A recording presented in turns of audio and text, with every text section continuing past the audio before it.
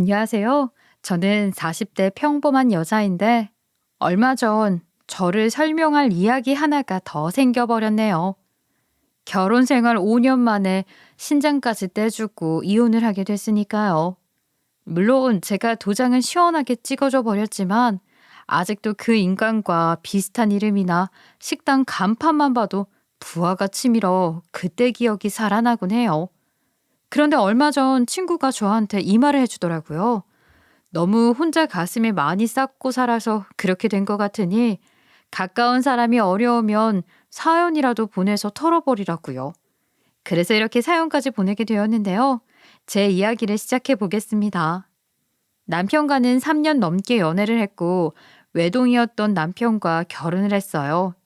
그리고 결혼 시점에 유독 마음이 무거워 보였던 남편은 시어머니를 혼자 모시고 살았는데 저랑 결혼하면서 분가하는 모양새가 어쩐지 어머니를 버리고 오는 것 같다고 느끼는 모양이었어요. 그래서인지 결혼 전 흔히 여자들이 겪는다는 메리지 블루를 남편이 겪는 것 같았죠. 그래도 웬만한 준비는 다 끝났다. 그치? 이래서 결혼 2번은 못한다는 소리가 나오나 봐. 어찌저찌 그래도 하긴 했네. 당신도 여기저기 알아보느라고 고생 많았어. 근데 아까부터 얼굴이 왜 그래? 무슨 걱정이라도 있어? 아니야. 그냥 마음이 조금 이상해서. 마음이 왜? 내가 안 그래도 한번 당신하고 이 문제로 얘기를 해봐야겠다 생각했는데 결혼 준비하면서부터 당신 얼굴이 너무 안 좋아. 어디 뭐 도살장 끌려가는 사람 마냥 억지로 하는 것 같고. 왜 결혼하려고 보니 내가 좀 아닌 것 같다는 생각이 들어? 물르고 싶어? 그냥 솔직하게 말해도 돼. 무슨 아무것도 아니야. 아니긴. 나 자꾸 당신하고 있으면 눈치 보게 돼. 계속 사람 불편하게 할래? 그제서야 남편은 고민했던 이야기를 힘겹게 말하더라고요. 이럴 때 형제들이 있었으면 함께 상의하고 문제를 풀어갔을 텐데 오로지 남편만 떠안고 있는 큰 숙제가 된 것 같았어요. 실은 나 연애도 30 중반까지 일부러 안 했던 거 당신도 알지? 기회가 없어서가 아니라 엄마 때문에 망설였었어. 엄마가 표현을 잘 안 해서 말은 아니라고 하지만 내가 저녁에 밥 먹고 그런 시간이 많아질수록 엄마가 대충 때우고 그러더라. 그나마 나 챙겨준답시고 같이 먹으니까 그렇게 했지. 나 없으면 주방에 서서 김치에만 한술 뜨고 마는 분이야. 그런데 결혼 준비하면서 짐 정리를 하는데 괜히 어머니 버리고 나오는 불효자 같고 그런 거야. 엄마 혼자 떼놓고 오는 심정이더라고. 엄마는 이렇게 징즉 살았어야 한다고 그러는데 내 마음이 너무 이상해. 이럴 때 나 말고 챙겨줄 형제들이라도 있으면 좋았을 텐데. 뭐 그거였어? 그런 문제라면 당연히 나한테 말을 했어야지. 그건 우리들이 충분히 같이 풀 수 있는 문제잖아. 들어보니 당신이 어떤 걱정하는지 나도 충분히 알겠다. 어머니 혼자 두는 게 아무래도 그렇지. 당연히 혼자 지내시면 위험한 일이 생겨도 걱정이 많을 거고. 엄마한텐 나밖에 없으니까. 그렇지. 가까이 산다고 해도 속속들이 다 볼 수도 없고. 우리도 일하다 보면 그건 한계가 있을 거야. 그럴 바엔 우리가 같이 모시고 살면 되지 않겠어? 어? 정말이야? 당신 괜찮겠어? 좀 더 생각해보고 장인 장모님하고도 이야기해봐야 하는 거 아니야? 우리 부모님도 바로 그렇게 하라고 하실걸? 당연한 일을 굳이 물어봐. 남편은 속이 뚫리면서 안에 고인 눈물이 터졌는지 밥을 먹다 말고 눈물을 줄줄 흘리더군요. 그간 마음고생이 얼마나 심했는지 느낄 수 있었어요. 나 그냥 눈 질끈 감고 엄마 요양원에 보낼 생각까지 했었어. 근데 멀쩡한 엄마 더 멀리 보내는 걸로 보일까 봐 차마 말이 안 떨어지더라고. 걱정은 되는데 방법은 안 보이고 결혼이 왜 불효하는 기분인지 내내 괴로웠거든. 말을 하지. 어쩐지 당신 표정이 말이 아니더라. 우리 부모님도 나이 드시니 서로 미운하고 나이도 챙기고 그러는데 우리 아빠 엄마 약 먹는 시간까지 알려주는 거 봐서 알지? 근데 어머니는 그런 게 없다 보면 내가 더 챙기기가 쉽지 않을 거야. 그리고 하나뿐인 자식하고 평생 살다가 혼자 지내시면 오죽 적적할까? 여태 혼자 이렇게 아들 잘 키워내셨으면 효도 받을 때지. 그리고 당신이 외동이니까 이건 당연한 문제야. 이참에 거실을 좀 줄이더라도 큰 방을 어머니가 쓰게 해드려야겠네. 방까지? 정말? 와, 당신 어떻게 이런 결정을 단숨에 내려? 정말 고마워. 고맙단 말로는 부족하다. 사랑해, 존경하고. 나 당신이 이렇게 고민 없이 바로 말해준 게 더 감동이야. 당신도 신혼생활하는 기대가 있을 텐데 엄마부터 모시고 오자는 말이 목구멍까지 나와도 미안해서 말이 안 나가더라고. 날 너무 모지 며느리로 본 거 아니야? 나 당신 생각보다 더 괜찮은 여자야. 그러게, 당신이 이렇게 마음이 넓은 사람인 줄 몰랐어. 그 대신에 우리 같이 살면 내가 엄마랑 당신 사이에서 중재도 잘하고 사는 내내 행복하도록 더 노력할게. 열심히 일도 하고 당신도 돕고. 지켜볼 거야. 말로만 그러면 가만 안 둬. 문제가 해결돼서 그런지 그날 이후로 남편은 창창한 꽃길을 걸어가는 자세로 웃음기가 많아졌죠. 그 모습을 보니 저도 빨리 결정하길 잘했다는 생각이 들었습니다. 솔직히 제가 집에 내내 있는 사람이었다면 몰라도 출퇴근하고 그럼 집에서 만날 시간도 얼마 없어서 큰 부담은 없었어요. 또 어머니가 까다로운 성격도 아니었고요. 다행히 남편은 본인이 한 약속을 잘 지키려 노력하더라고요. 어머니와 제 손에 물 안 묻히게 하겠다며 설거지나 음식물 쓰레기 버리는 일은 전부 본인이 도맡아서 했죠. 어머님, 아들 설거지하는 것 보면 어때요? 짠하고 그러지 않아요? 아이고, 저걸로 짜네. 당연히 해야 할 일이지. 너네가 그런 구닥다리 시어머니로 보이냐? 내가 귀하게 키우기는 했어도 요즘 남자도 집안일 많이 돕고 그래야 이혼 안 당하고 산다는 건 안다. 설거지도 힘이 좋아서 그런지 더 잘하는 것 같아. 안 그러냐? 역시 어머니야. 그리고 어머니, 내일부터는 남편이랑 저도 당번 정해서 집안일 나눠서 할 거예요. 자꾸 어머니가 저희 없는 동안 이 많은 집안일을 혼자 다 하시니까 저도 죄송스럽고 집안일은 일 아닌가요? 그게 제일 티 안 나고 힘든 거라고 저희 엄마가 그랬어요. 공평하게 나눠서 해보는 거예요. 아셨죠? 그래, 엄마. 요즘 식으로 한번 살아봐. 막상 해보면 편하고 좋을걸? 청소 당번 아닌 날은 밖에 나가서 친구분들도 만나시고 자유시간 보내고 오는 거예요.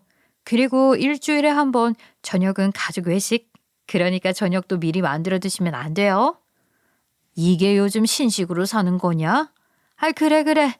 편하게 해준다는데 해보자. 다행히 어머니를 모시고 사는 시간이 그리 불편하지만은 않았습니다. 한두 번은 갈등이 생길 거라 예상도 했는데 그것도 잘 풀어갈 수 있었죠.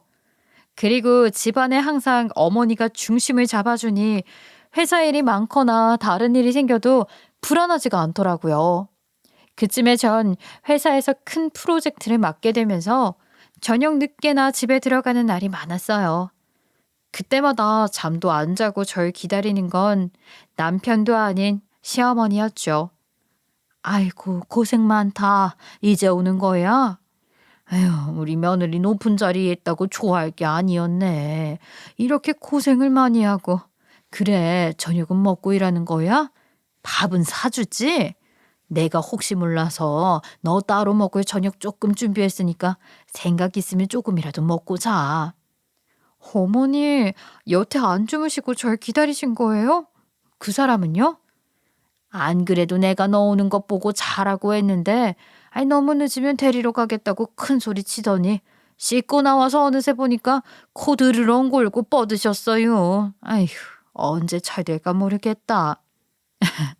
어디서든 머리만 대면 자요. 저도 볼 때마다 신기해 죽겠어요. 지 아빠를 빼닮아서 그래. 저런 걸 닮아도 꼭. 그런데 집에 제가 모르는 과일 바구니 하나가 있더라고요. 딱 봐도 선물로 들어온 것 같았는데 누가 왔다 간 건가 싶어 어머니께 물었죠. 그랬더니 어머니가 깜빡했다면서 제게 설명을 해주는데 너무 의아했습니다. 아이고, 내가 깜빡하고 말을 안 했네. 너랑 같이 일했던 후배라고 아주 귀엽게 생긴 아가씨가 집에 찾아왔던데 이 동네로 이사 와서 찾아와 봤다 그러더라. 갑자기 이 비싼 걸 들고 여기까지 왔는데 마땅히 줄 것도 없고 차라도 한 잔 대접하고 보내야 할 것 같아서 경민이가 나갔다가 들어왔어. 예? 그 사람하고요? 둘이 전혀 모를 텐데. 사진으로 봤었대. 부침성이 참 좋더라고 아가씨가. 그 말을 듣자마자 긴 꼬리를 감추고 다니던 전 직장 여우, 지긋지긋한 후배 한 명이 떠오르더군요. 그 친구와 악연은 처음부터 시작됐는데 제가요 퇴사를 고민할 정도였으니까요. 그런데 꼬리가 길면 밟힌다더니 저 말고 회사에서 다른 여직원들에게 구설수를 너무 많이 만들다 보니 징계를 받고 나간 사람이었죠. 그런데 갑자기 제 인생에 나타난 게 찜찜했습니다. 제 안부가 궁금하다면 제 연락처로 얼마든 연락할 수 있었을 텐데 굳이 제가 없는 시간에 집을 찾아온 게 찜찜했어요. 그런데 그 찜찜함이 얼마 안 가 불안함으로 제 곁에 찾아왔습니다. 선배님, 시어머니까지 보시고 너무 착한 며느리로 잘 지내고 계시던데요.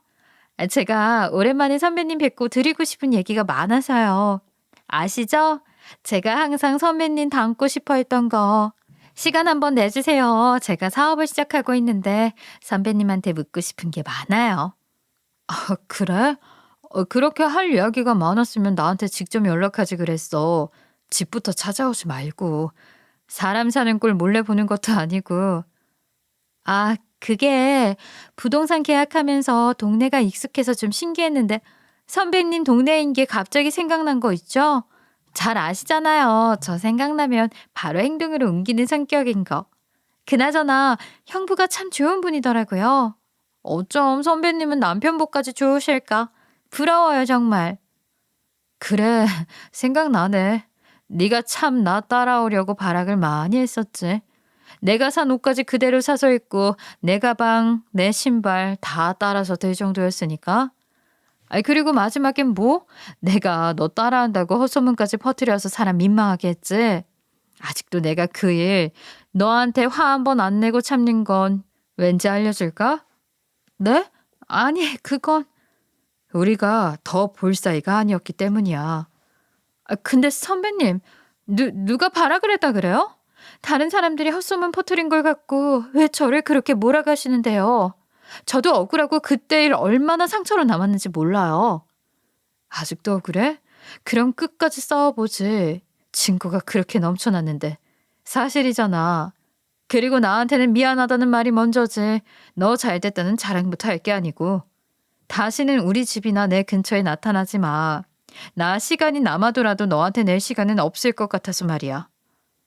아니, 어떻게 사람 호의를 이딴 식으로 받아요? 전 정말 순수한 마음으로 제 사업도 보여드리고 선배님한테 선물도 하고 싶어서 연락한 건데 아무리 과거에 불미스러운 일이 좀 있었다고 해도 선배님이면 하량 넓게 받아주셔야 하는 거 아니에요? 제가 선배님 자리를 뺏었어요. 대체 뭘 했는데요? 조용히 퇴사한 것밖에 없어요. 그러게, 내가 아량이 넓지를 못한 인간인가 봐. 그러니까 이런 인간한테 괜히 순수한 마음 같은 거 아깝게 쓰지 말고 좋은 사람들 만나. 난 그릇이 아주 좁아서 너랑 못 만나겠다. 아무래도. 회사 다니는 내내 저를 따라다니던 괴로운 소문이 본인 때문이란 사실은 까맣게 잊은 채 사과 한마디 없이 뻔뻔하게 이야기하는 걸 보니 저도 다시 그때로 돌아간 것 같은 기분이 들어 욱하더군요. 제 말에 발끈하던 후배는 끊기 전 저에게 의미심장한 말을 꺼냈습니다. 솔직히 선배님이 뭐 그렇게 대단해요? 누가 이 정도로 선배님을 높게 봐주고 부러워하는 사람이 세상에 있냐고요. 선배님이 그동안 얻은 것들 당연하다고 생각하죠. 아니요. 제가 보기엔 운이 좋았던 것뿐이에요. 제가 그거 절대 아니란 거 이번에 알려드릴게요. 오늘 저한테 이렇게 한 일 두고두고 후회하게 해드릴 거라고요. 기가 막혀서. 얼마든지 난 더 이상 너랑 얽힐 일 안 만들어. 말은 그렇게 했지만 소심한 저는 그날 밤새 뒤척이며 잠까지 이루지 못했습니다. 그리고 그날 이 후배와 차를 마시고 들어왔다던 시어머니의 이야기가 번뜩 떠올라 잠이 든 남편을 흔들어 깨웠죠. 여보, 일어나봐. 중요한 얘기야. 정신 좀 차려봐. 왜? 어디 아파? 왜 그래? 아니, 그때 집에 과일 바구니 들고 찾아온 여자 한 명 있었다면서. 어머니 말 들어보니까 당신이 나가서 커피도 사줬다고 하던데 그 여자하고 무슨 이야기 했어? 난 또 뭐라고. 그때 온 당신 후배? 둘이 별 이야기는 안 했는데 그 사람 되게 싹싹하더라. 성격도 좋고 자기 사업 준비하는 이야기도 해줬는데 들어보니까 규모가 꽤 크던데 사업 사안이 대단한 사람이더라고. 옛날에 당신하고 있었던 일도 미안했다면서 그 이야기를 하긴 하던데. 이참에 좀 풀고 지내면 어때? 그 사람도 계속 미안하니까 안 잊고 집에까지 찾아왔지. 동네 가까워서 다니다 보면 만날 수도 있겠던데. 난 싫어. 다신 안 얽히고 싶어. 그래도 본인이 반성하고 있으면 기회는 한번 줘봐. 또 모르잖아.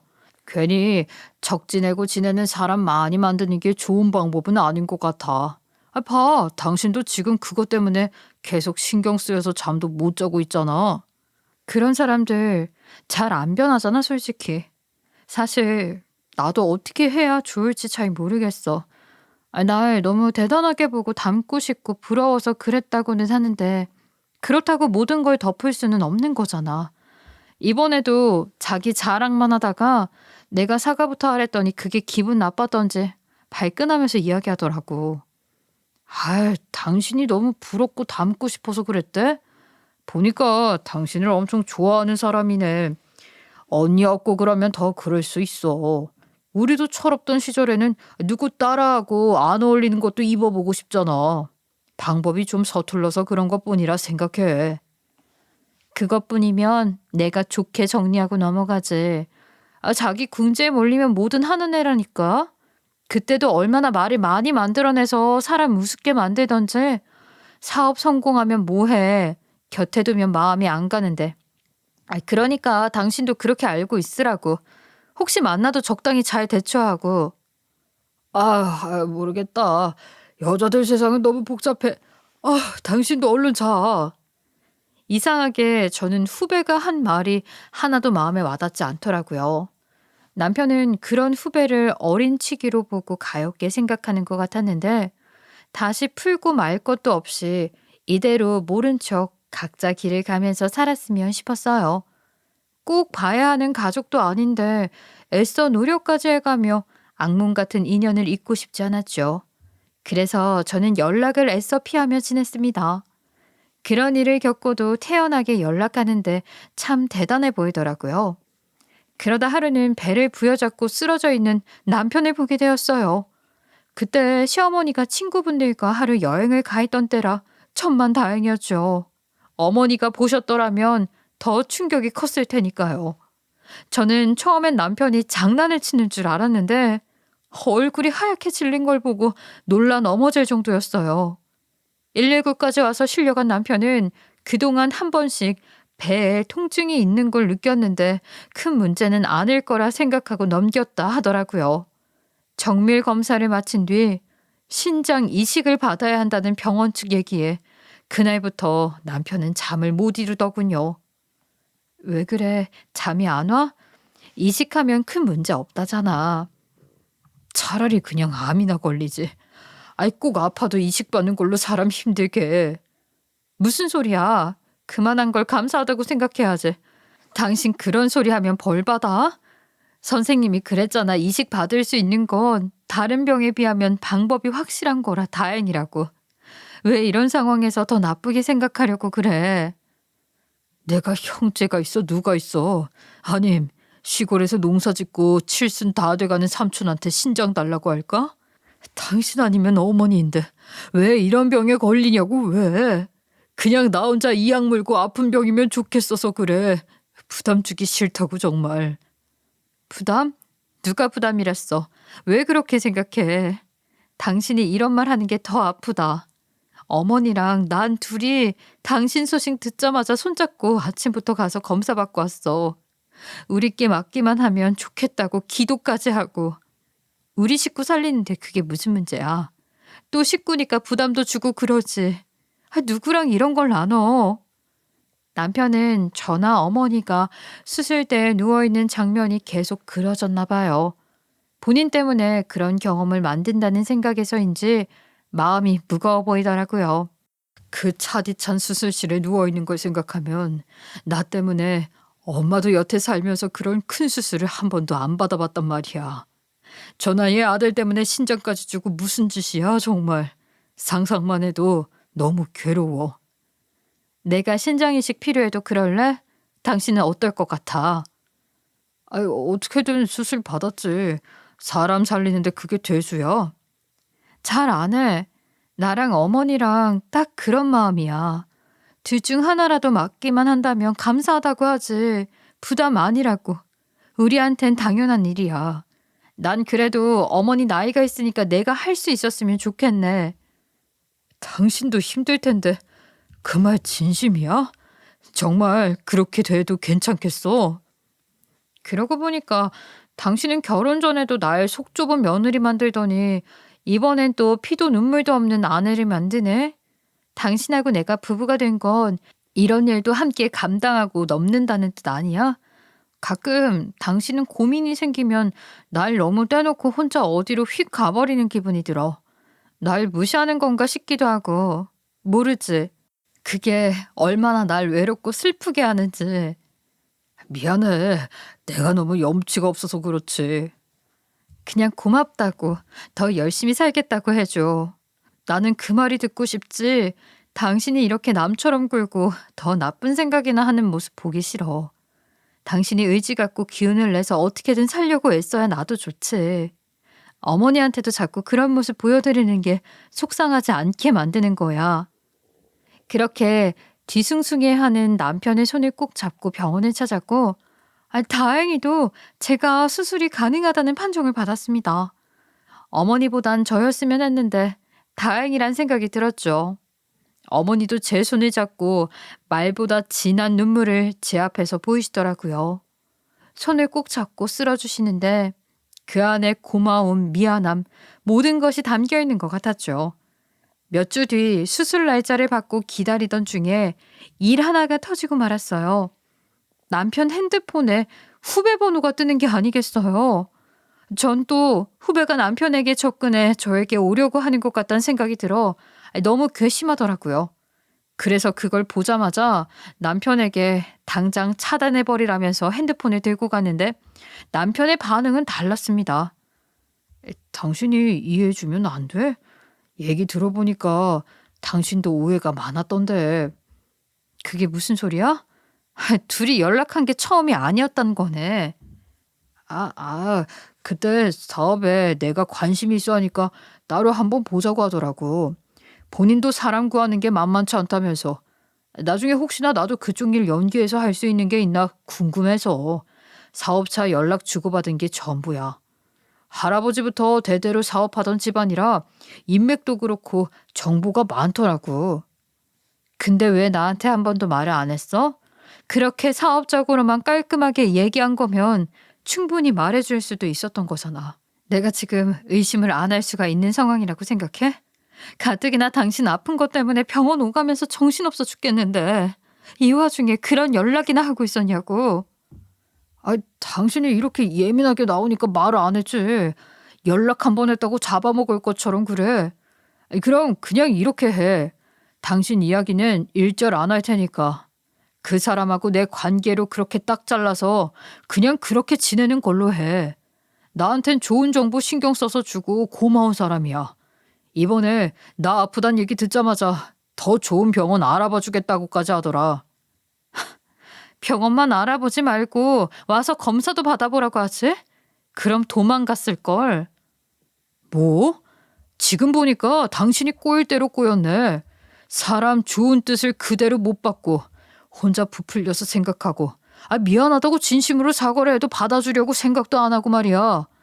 그래도 선배면 선배답게 너그럽게 굴어도 되잖아. 어쩐지 대화를 할수록 그 사람이 안쓰럽더라. 안쓰러워? 지금 누구 편을 드는 거야? 저는 남편 말을 듣는데 속이 터지는 줄 알았어요. 처음 보면 누구나 그랬죠. 상냥하고 다정한 말투, 세심하게 작은 것 하나도 잊지 않고 신경 써주는 행동에 누구나 호감을 느끼다가 나중에는 그 속내를 알아차리면 모두가 질려서 등을 돌리곤 했으니까요. 그걸 겪어보지 않은 남편은 거기에 홀랑 넘어가서 이젠 제 말도 안 들리는 상태인 것 같았어요. 그래도 그 화를 참았던 건 제 걱정에 밤새 기도하던 시어머니 때문이었어요. 그렇게 속 좁고 꼬인 사람이 된 저는 남편 수술 이틀 전까지 입을 꾹 닫은 채 냉전 상태로 지냈습니다. 사람이 참 웃긴 게 뭔 줄 아세요? 부부싸움 하다가도 저도 모르게 갑자기 이식 못한다는 소리가 튀어나올 것 같은 거예요. 감정이 격해지니 내 편도 안 들어주는 남편한테 뭐하러 신경까지 줄 생각을 하나 한심하기도 했죠. 아가, 내가 다 미안하다 미안해. 사는 것도 얼마 안 남은 늙은이가 물려줄 것도 하나 없는데 아들 신장이라도 주고 갔으면 오죽 좋아. 하필 네가 그걸 하게 돼서 내가 참 말을 못하겠다.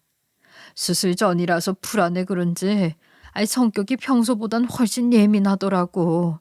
나한테도 생전 안 그러던 놈이 화를 버럭 내. 네가 날 봐서 이해해다오. 저도 예민했나 봐요. 어머니가 괜히 저희 눈치를 다 보게 만들고 죄송해요. 아니다 죄송하기는. 그 말을 네가 왜 해. 태어나고 너 좋아하는 잡채하고 백김치 만들어 둘게.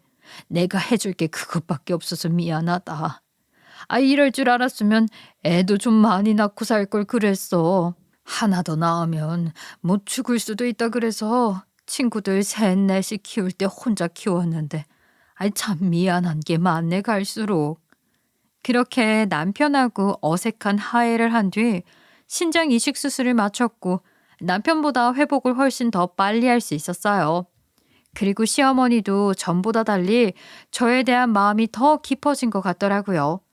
이런 위기를 함께 겪으면 피를 나눈 것처럼 가까워진다던 말이 딱 맞았죠.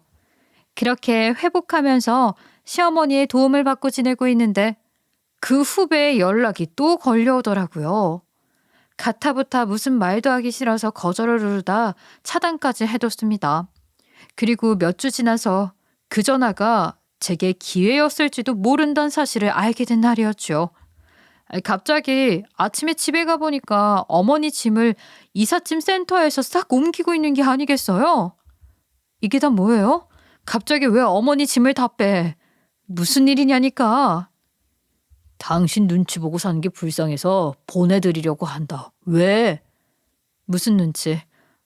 어머니가 무슨 내 눈치를 본다고 그래? 내가 언제? 내가 지금 제일 후회하는 게 뭔 줄 알아? 하필 당신 신장을 받은 거야. 그렇게 사람 한번 돌아서면 끝인 당신이 인정에 있을 리가 없지. 얼마나 엄마한테 그걸로 생색을 냈으면 맨날 당신 밥상 차리느라 무릎이랑 허리가 다 나가냐고. 당신 상전처럼 모시다가 우리 엄마가 죽게 생겼어. 상전? 어머니가 그렇게 말해? 아니, 어제까지도 어머니랑 잘만 지냈어. 당신이야 몰랐겠지. 엄마가 잘만 해주고 편하니까 그게 내 눈엔 다 보인다고. 엄마가 얼마나 힘들어하는지 여기서 숨도 제대로 못 쉬고 노인네가 졸졸 일하다가 밥상 차리다가. 우리 엄마 당신 식모 아니야. 아랫사람도 아니고. 알아들어? 아니 무슨 말 같은 소리를 해야지. 그냥 이럴 게 아니라 내가 어머니 찾아가서 직접 물어볼게. 그래, 내가 그렇게 눈치 준 게 힘들었다고 치자. 그래서 이사까지 간 거라면 앞으로 자주 보기도 힘들 텐데 마지막이라 생각하고 오해는 풀자고. 얼굴 보고 이야기는 해야 할 거 아니야. 그런데 그 순간 제가 생각 못한 것이 하나 있었죠. 아니, 근데 무슨 돈으로 어머니 집 얻은 거야? 당신 돈 한 푼도 안 쓰고 싶어서 내가 다 알아서 했으니까 신경 꺼. 아, 그래? 내가 알기론 당신한테 방 한 칸 얻을 돈 없다는 걸로 아는데 갑자기 나 모르게 무슨 복권이라도 당첨이 되셨나? 아니면 제대로 된 줄을 하나 잡으셨나? 참 궁금해지네. 아, 남이사 무슨 돈을 쓰든 상관 마. 아, 됐고 우리 엄마한테 이렇게 한 짓 내가 절대로 용서 못해. 아무리 날 살렸더라도 그렇게 대한 건 다른 문제라고. 나도 조만간 이 집 나갈 거니까 혼자 여기서 상전 노릇하면서 어디 잘 살아봐. 아니, 갑자기 달라진 남편의 행동을 보면서 여기저기 가능성을 점쳐봤죠. 그래도 마땅한 답이 안 나오더라고요. 그리고 짐작만 하던 이 일은 머리를 쑥 내밀며 어느새 제 앞에 와 있었습니다. 야, 너 요즘 어떻게 지내? 결혼하고 소식도 없고. SNS는 아예 안 하는 거지? 그러니까 더 소식 알기가 힘들지. 내가 참 오랜만에 연락해서 이 얘기를 하려니까 입이 안 떨어진다. 지지배야, 나 너한테 이 얘기하려고 맥주 2캔이나 깠어? 남편이 가만히 있으라는 걸 나도 생각 많이 하고 전화한 거야. 그건 알아주라. 무슨 이야기인데 이렇게 서론이 길어, 어? 아니, 얼마 전에 길 지나가다가 우연히 봤는데 이걸 어떻게 말해야 할지 좋을지 모르겠다만 괜히 남편 잡지 말고 그냥 오해일 수도 있으니까 알았지? 내가 다른 사람들한테 말하는 것보단 너한테 바로 하는 게 나을 것 같아서. 네 남편 다른 여자분하고 같이 가는 걸 봤는데 사이가 꽤 친해 보이더라고. 사진 찍어둔 것 있으니까 보내줄게. 조금 흔들리긴 했는데 그래도 네가 아는 사람이면 얼굴은 알아볼 거야. 고맙다. 친구밖에 없네. 나한테 먼저 말해준 것도 고마워. 나 사실 별거 중인데 안 그래도 혼자 고민하던 참이었어. 네 덕에 실마리가 풀리겠다. 못 살아. 야무지고 똑똑한 게 왜 이런 일을 당해. 넌 뭐 하느라고 남편 밖에서 이러고 다니는 것도 모르고 사냐? 집들이 때 한 번 봐서 그런진 난 기억도 못하는 것 같더라. 내가 뚫어지게 쳐다봤는데도 신경도 안 써. 그나저나 너 이제부터 정신 단단히 차리고 준비나 잘해. 괜히 용서하고 그런 짓 하지 말고. 그 버릇 걔 못 준다. 근데 두 사람 어때 보였어? 뭐 이상한 대화나 수상한 건 없었어? 말 나와서 말인데 보기엔 딱 사귀는 사이처럼 보이지. 나이 차이는 좀 있어 보여도 모르는 사람이 보면 그냥 연인이지.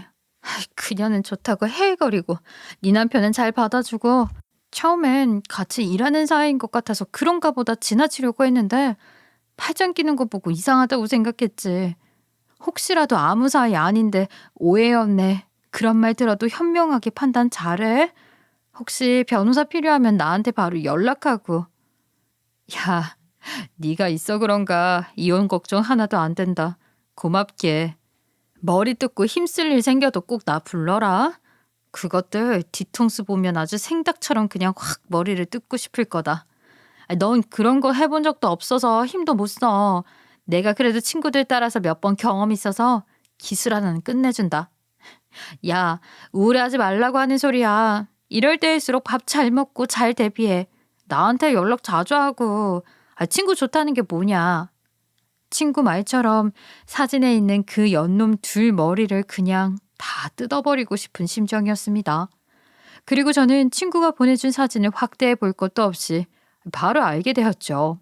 상상도 못한 남편 옆의 여자는 바로 회사 때부터 절 괴롭히던 그 후배였습니다.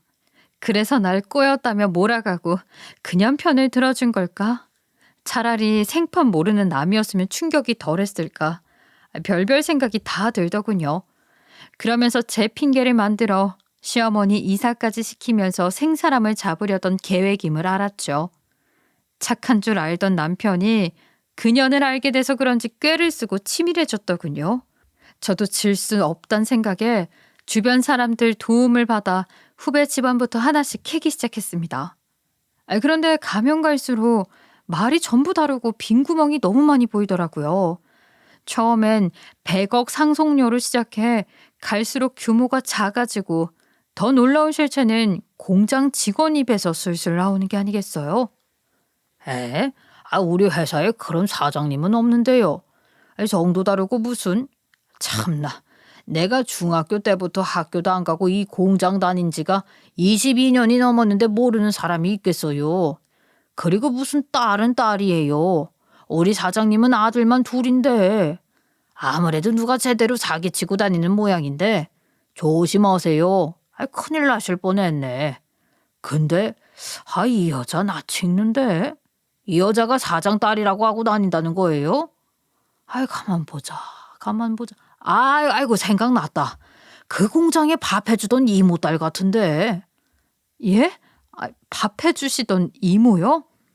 맞네. 그 집 딸. 그 엄마가 하도 좋은 회사 다닌다고 자랑질을 해서 잘 알아. 그 이모 프로필 사진이 죄다 딸 사진이었거든. 맨날 바뀌니까 익숙해. 어쩌면 뒤통수는 제가 아니라 남편이 제대로 맞을 수도 있겠다는 생각이 들었죠. 코 안 대고 가만히 있어도 그 여자랑 만나다 보면 창창할 줄 알았던 미래가 발이 푹푹 빠지듯 아무것도 없는 바람만 든 구멍일 테니까요. 그리고 나서부턴 남편이 하는 행동에 대해 아무런 의문도 품지 않게 되었습니다. 이 모든 게 이혼을 위해 명분을 만드는 짓이었음을 알았거든요. 나도 이젠 당신 같은 여자랑 도저히 못 살겠어. 나도 짐 뺄 거야. 그래야지. 엄마까지 써서 가짜는 핑계 만들어놨는데 그렇게 가야 맞지. 뭐야? 지금 내가 뭐 쇼라도 한다는 소리야? 그냥 솔직하게 말해. 여자 생겼다고. 난 말이지. 나 싫다는 남자 붙들고 사는 짓 절대 안 하는 사람이야. 그냥 말하면 좋게 보내줄 수도 있는데 왜 이런 쓸데없는 짓을 많이 할까 모르겠네. 어머니 핑계는 너무 웃기지 않아? 그냥 가서 살아. 마음 편히. 당신이 좋다는데 뭐 어쩌겠어? 저는 일부러 모든 걸 체념한 척 말했죠. 마치 마음 떠난 남편을 잡고 있기 싫어 끈을 놓는다는 것처럼요. 순순히 이혼해주겠다고? 그 말 확실하지? 딴소리 하지 마. 그래. 우리 형편에 뭐 한 푼 두 푼 더 가지려고 싸울 거나 있어? 없잖아. 주변 사람들이 다 그러더라. 쓸데없이 돈만 들고 합의 이혼이 제일 낫다고. 그냥 더럽게 끝까지 가는 것도 피곤하고 이혼 서류 갖고 온 것 같은데 내 도장만 찍어서 갖고 가. 이 집도 어차피 내가 쓰면 그만이고. 됐어. 싸우고 말 것도 없잖아 우리 사이에. 이미 마음 뜬 지가 언젠데. 근데 마지막으로 하나만 묻자. 뭐를? 어떤 여자야? 진짜 궁금해서 그래. 솔직히 나 새로 태어난 거나 다름없어. 그래서 더 열심히 살아보려고 하다가 알게 됐고. 당신은 옛날부터 날 크게 봐주는 사람은 아니었잖아. 무시나 하면 했지. 근데 그 사람은 안 그래. 솔직한 말로 나도 새 삶을 얻었으니 새 여자 들여야 맞지. 새 여자? 나는 뭐 헛여자니? 어떻게 그런 말을 내 앞에서 아무렇지 않게 할 수 있어? 네 목숨 살려준 사람한테 최소한의 예의도 안 지키냐고 너. 외동이랍시고 신혼 때부터 네 엄마까지 내가 모셨어. 근데 미안하단 말도 안 해 이 쓰레기야? 바람 피운 걸로는 모자라니? 뭐 쓰레기? 그런 놈 뭐 그렇게 대단해서 내가 할 말 못할 말 있는데. 금방까진 좋게 이혼하자며. 그래서 나도 솔직하게 말해준 거야. 그거 모르지? 우리 엄마도 그 사람 너보다 훨씬 좋아해. 맨날 웃고 우리 셋이 행복하게 보낸다고. 너만 빠지면 다 행복해지는데 내가 왜 그런 선택을 마다하겠냐? 그러셔? 행복? 그게 얼마나 갈 것 같아? 어제까지 가족이라고 목숨까지 내놓는 네 아내한테 이따위 짓을 하면서 그 행복이 지켜질 것 같냐고. 인생 그렇게 절대 안 돼. 단호한 제 말투에 남편은 갑자기 웃음을 터뜨리더군요. 아니, 평생 갈 것 같은데? 궁금하지? 지금 내가 만나는 사람은 우연으로 만날 수도 없는 사람이야. 아버지한테 100억 상속받기로 돼 있다고. 너는 하루아침에 내 삶 달라지게 해줄 수 있는 능력도 없잖아. 고작 신장이나 떼줄 수 있지.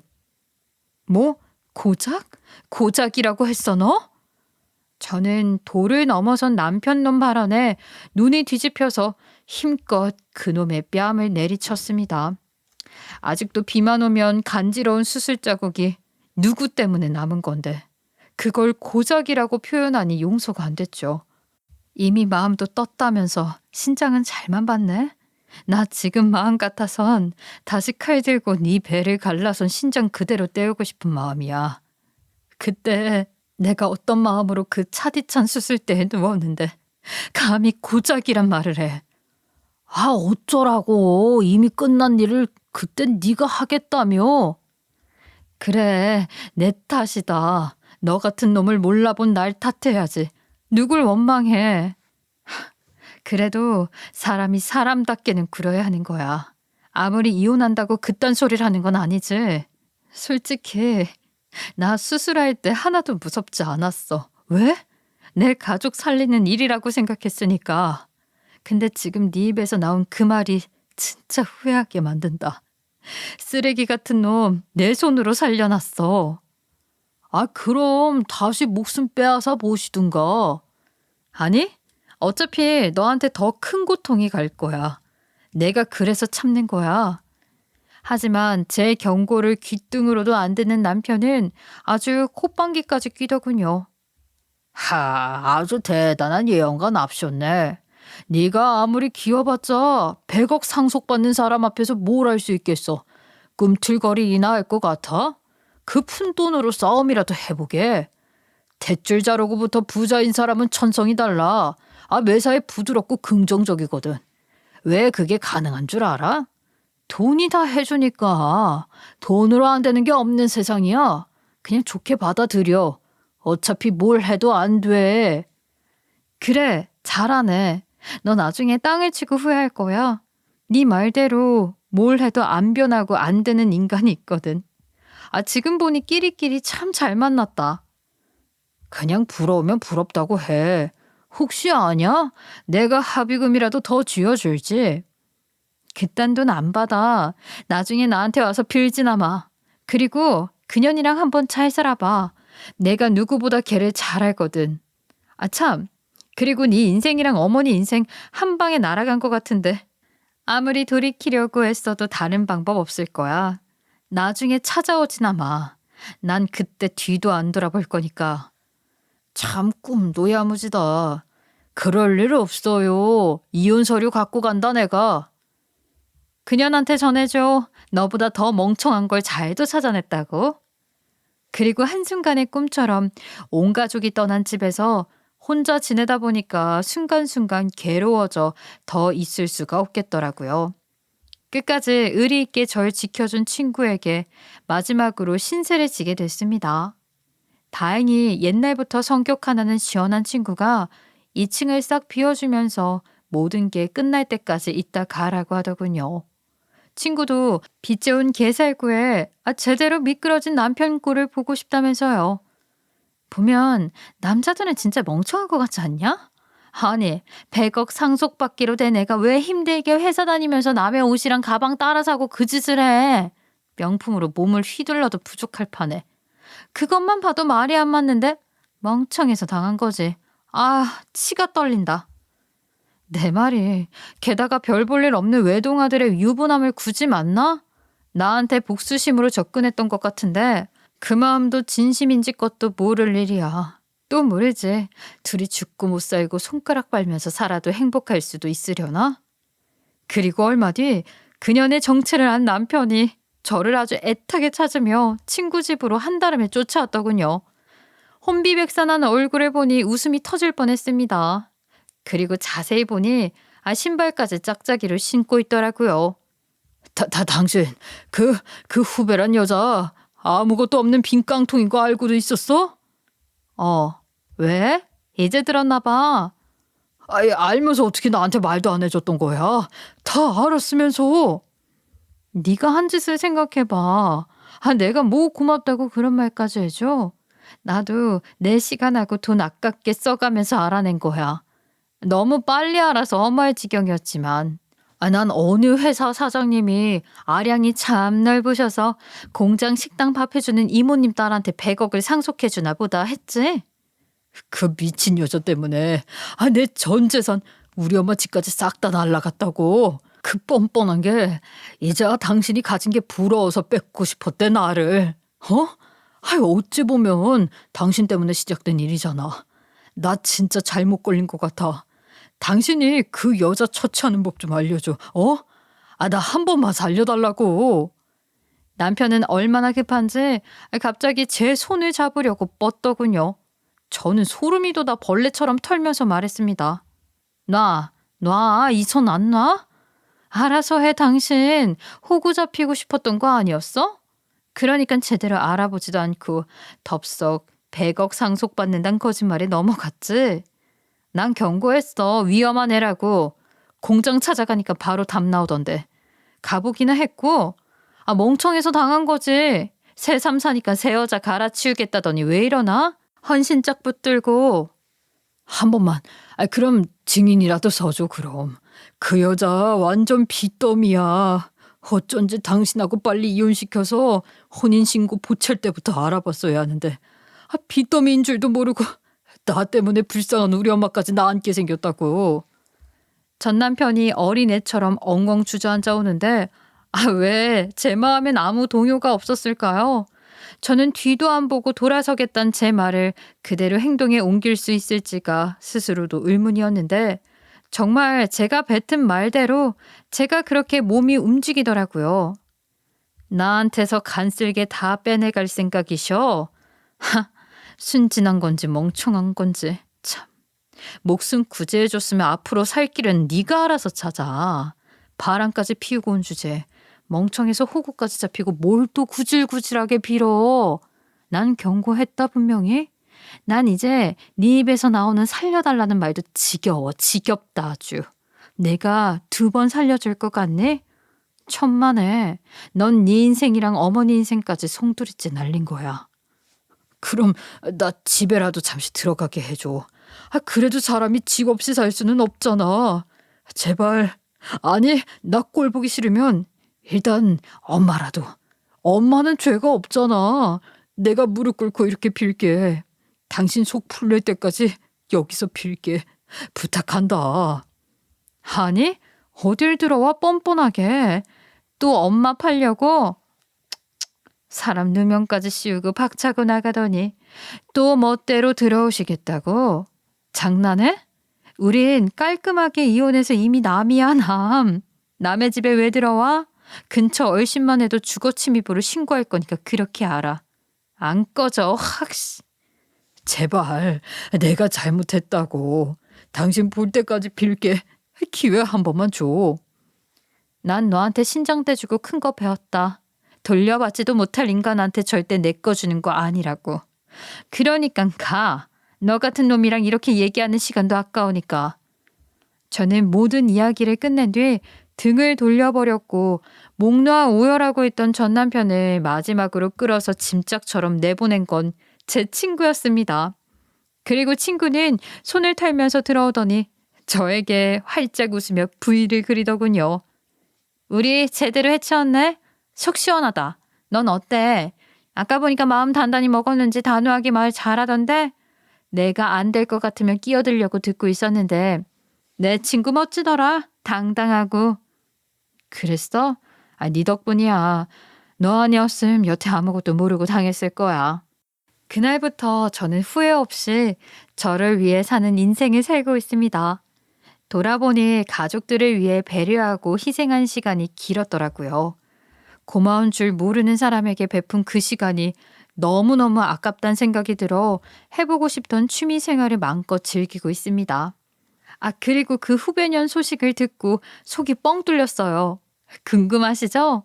그때 제가 찾아간 공장 사장님이 거짓말하고 다닌 걸 알고 괘씸했는지 사기죄로 신고해서 지금은 벌을 받고 있을 거라 하더라고요. 벌금 물돈 한 푼이 없어 들어갔다 하더라고요. 그 말을 들으니 억울했던 지난 시간이 싹 아무는 느낌이 들더라고요. 그래서 요즘은 하루 30분이라도 제가 행복한 시간으로 채워가고 있어요. 예쁜 잔 하나에 물만 마셔도 기분 좋은 거 있죠? 앞으로도 이런 시간을 더 많이 만들어갈 생각이에요. 제가 비록 아둔하고 모질지 못해 전 남편에게 이식까지 해줬다고 손가락질 하실지 모르겠지만 저는 그때 그 선택을 한 것도 저고 지금의 저도 저라고 생각하며 제 자신을 미워하지 않고 아끼려고 합니다.